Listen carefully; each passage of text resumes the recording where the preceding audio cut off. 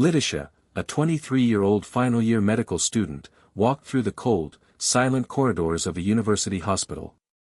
She had always been a dedicated student, driven by a mixture of anxiety and determination to save lives even before graduating. That morning felt ordinary, with the distant murmur of students preparing for the last practical simulation of the semester, the final exam that would shape her future. As Lidisha adjusted her mask, a strange shiver ran down her spine, as if something unseen hovered in the air. The metallic scent typical of the laboratory mingled with an indefinable weight, a suffocating pressure tightening around her chest.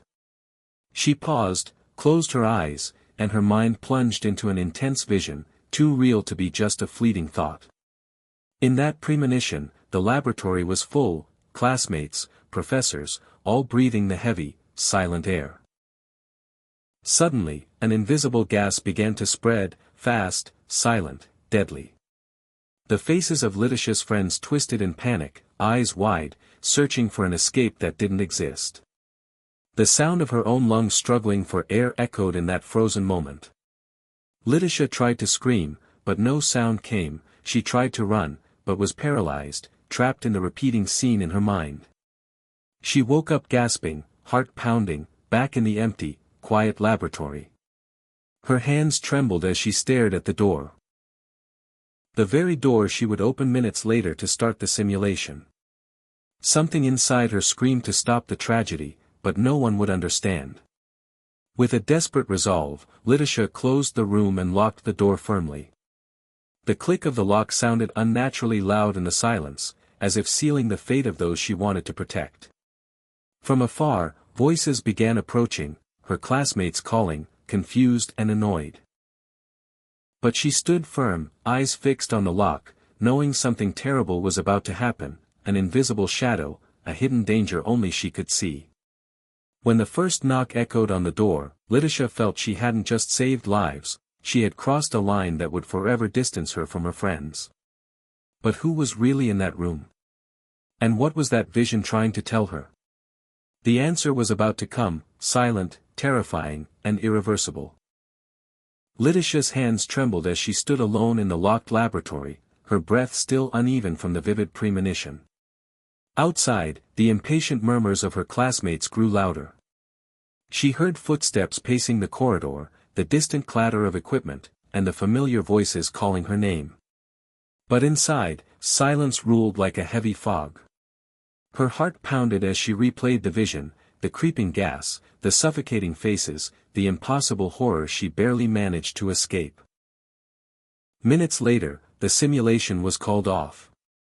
Rumors quickly spread that something was wrong in the lab, but no one knew why. Lidisha's classmates approached her cautiously, their eyes clouded with confusion and a touch of suspicion. They whispered about her strange behavior, locking the door, refusing to open it, and some shrugged it off as nerves before the final exam. Among them was Joao, her closest friend, a carefree yet loyal student who always tried to lighten the mood. "Lidisha, what's going on? You locked us out like we're enemies." "This isn't like you," he said, brows furrowed in concern. But she couldn't bring herself to explain. How could she tell them about the deadly vision that only she had seen? They wouldn't believe her. Instead, she just shook her head, overwhelmed by a growing paranoia she couldn't shake. As the day wore on, news started trickling in about a small gas leak in another part of the hospital. A leak that had been contained before causing any real damage. The media caught wind of the story and quickly sensationalized it. "Potential toxic leak averted at University Hospital," headlines screamed. The report mentioned that the laboratory where the simulation was scheduled had been evacuated, but no students or staff were harmed. Lidisha's chest tightened. The vision had been real, but why had no one else been in the lab with her during the simulation? Why was she the only one who saw it? These questions gnawed at her mind as she scrolled through the news, the silence around her growing heavier with each passing hour. Her paranoia deepened. She began to feel watched, as if unseen eyes were tracking her every move. Small things unsettled her, a shadow flickering at the edge of her vision, a distant whisper barely audible over the hospital's hum.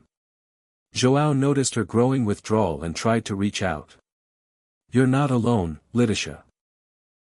We're all stressed, but we'll get through this. Just talk to us," he said, his voice soft but firm. But Letitia felt more isolated than ever. The gas leak might have been small, but the danger was far from over. The vision was a warning, a glimpse into a fate she desperately tried to avoid. And now, she feared that the nightmare was only beginning. She found herself staring at the lab's locked door repeatedly, the image of the gas creeping silently behind it haunting her dreams. She knew she had saved her classmates that day, but the emptiness inside the room unsettled her. The camera footage she had requested to review showed the lab completely empty during the scheduled simulation time, no students, no instructors, no one. How could that be? Who, then, was she protecting? Questions piled up, answers slipping further away. And as Letitia grappled with her fractured reality, a chilling realization began to take hold: escaping death wasn't just about locking a door. It was about confronting something far darker, something that was now coming for all of them. Days had passed since the simulation was abruptly cancelled, but the unease lingering in Letitia's mind only grew heavier. Her classmates started acting strangely, distant and withdrawn, their laughter hollow and forced. Joao, usually the beacon of calm, had become jittery, avoiding eye contact, his carefree facade cracked by an invisible fear. Then, the news came: a devastating accident involving one of their group.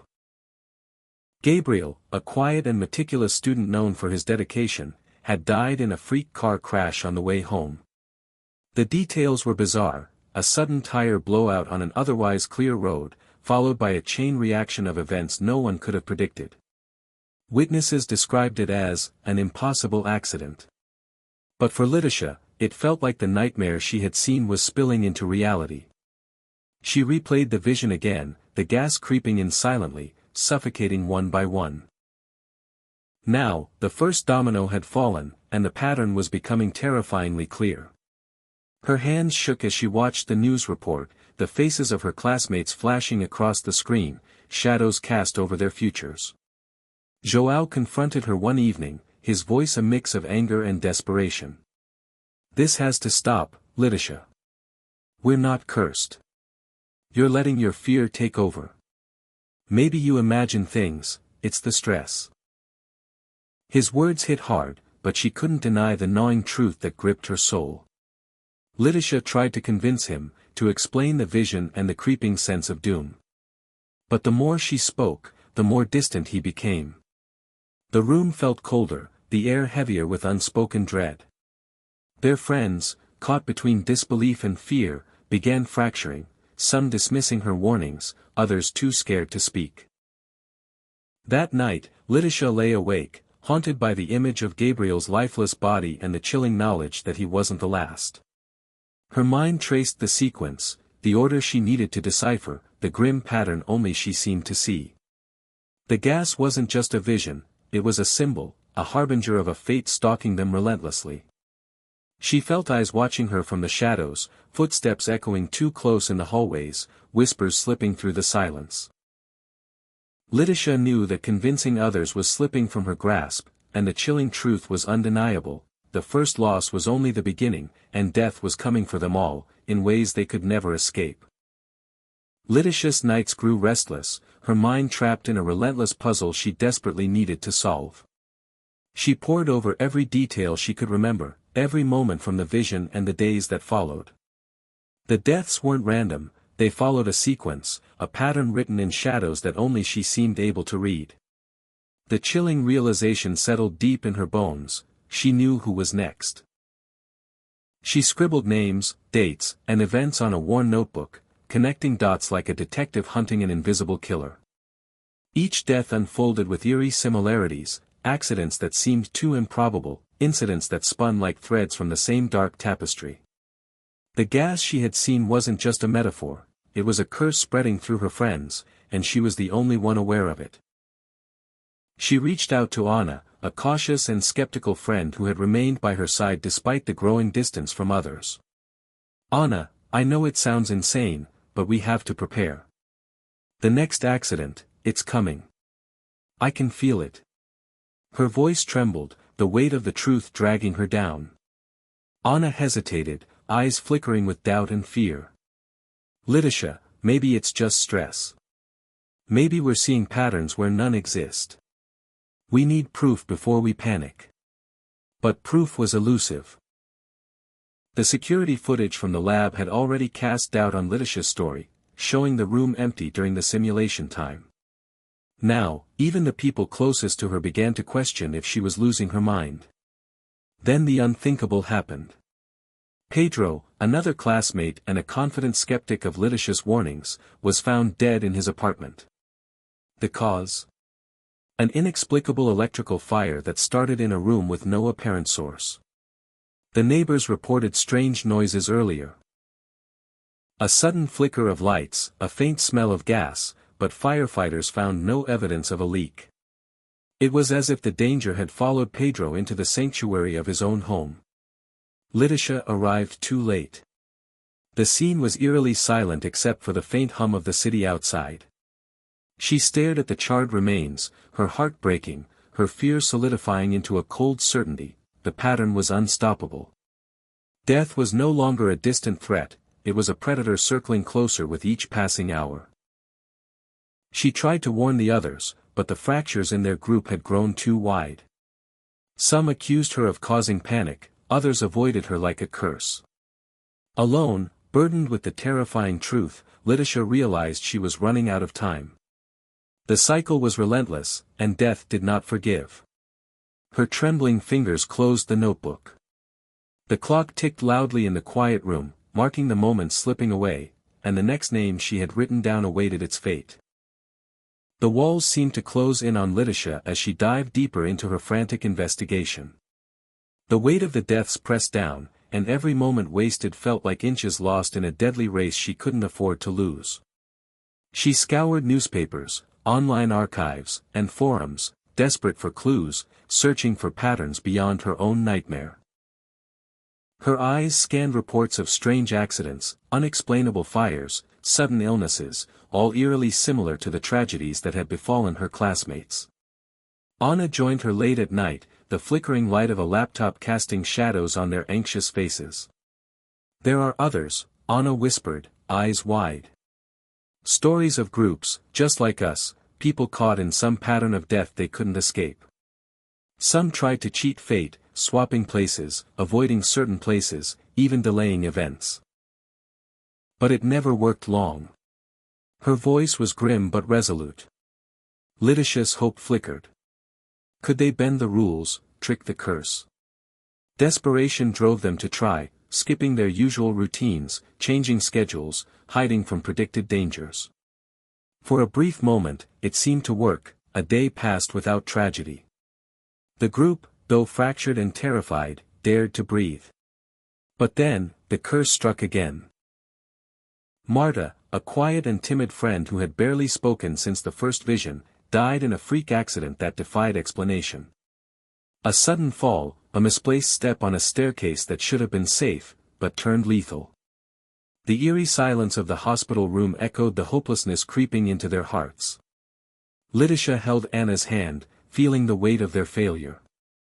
Fear spiraled into panic. Each failed attempt to outrun death felt like a step deeper into the trap. The media had caught wind of the bizarre accidents among the students, but reports were vague, feeding rumors and speculation rather than clarity. The world outside didn't understand, and neither did their classmates, divided between disbelief and terror. Lidisha's mind raced to find a way out, but every theory seemed to crumble under the weight of reality. The gas, the invisible menace in her vision, was more than a symbol now. It was a presence stalking them, an unstoppable force that no human logic could confront. She lay awake at night, the silence broken only by her ragged breathing and the relentless ticking of the clock. The next name was written clearly in her notebook. The next death was inevitable. But this time, Lidisha refused to let it happen without a fight. The group had dwindled to only two, Lidisha and Anna. The air between them was thick with exhaustion and fear, a fragile bond forged by shared trauma and desperate hope. They had tried everything, but the cycle tightened its grip, unyielding and merciless. The clock ticked louder in Letitia's ears, counting down to an unknown, terrifying fate. Determined not to succumb without a fight, Letitia devised a bold plan. They would confront the source, the lab where it all began. It was a gamble, a last chance to break the cycle and escape the shadow that haunted them. Anna hesitated but trusted Letitia's resolve. There was nothing left to lose. As they entered the sterile, dimly lit corridors of the medical school, every sound seemed amplified, footsteps echoing like distant warnings, the hum of fluorescent lights flickering like dying stars. Letitia's heart pounded. The air felt heavy, as if the invisible gas from her vision still lingered, waiting to claim its next victim. They checked every room, every corner, searching for clues, signs, anything that could explain the curse. Then, in the very lab where the fatal simulation was to take place, Letitia found a cracked vial, faintly leaking a strange odor. Her breath caught. Could this be the source? Suddenly, a sharp noise startled them. Anna jumped, eyes wide, but there was no one there. Or was there? Shadows shifted, and the silence became suffocating. They realized then that the curse wasn't just a vision or accident, it was a presence, patient and cruel, weaving through the cracks of their reality. With no clear escape, Letitia and Anna braced for the inevitable. But fate had other plans. Anna collapsed suddenly, clutching her chest, gasping for air. Letitia screamed, helpless as the same invisible force that haunted their vision claimed her friend. Alone now, Letitia's breath was ragged, her body trembling. She had survived, for now. The cycle was broken, or so she hoped. The world seemed to breathe again, quiet and still. But peace was fleeting. Months had passed. Letitia had left the city behind, hoping distance would erase the nightmare etched into her mind. She tried to rebuild her life quietly, burying the memories beneath the routine of new faces and unfamiliar streets. Yet, the past clung to her like a shadow that never quite faded. One evening, alone in her modest apartment, a strange stillness settled over the room. The clock's ticking grew unnervingly loud, slicing through the silence like a whispered warning. Letitia paused, sensing a presence just beyond sight, something watching, waiting. She shook her head, trying to dismiss the feeling. "It's over," she whispered to herself, though her voice trembled. The air smelled faintly of gas, subtle, elusive, but unmistakable. Suddenly, a sharp crack echoed through the room. A single, chilling sound. Letitia's eyes widened in terror as she clutched her chest, a quiet gasp escaping her lips. The room fell silent. In that moment, the cruel truth settled like a cold fog, the cycle had never truly ended. Death, patient and relentless, had claimed its final victory. The camera lingers on the stillness, the faintest shadow in the corner, the slow fade of the clock's hands. A whisper in the dark, a breath held too long. The fate was sealed.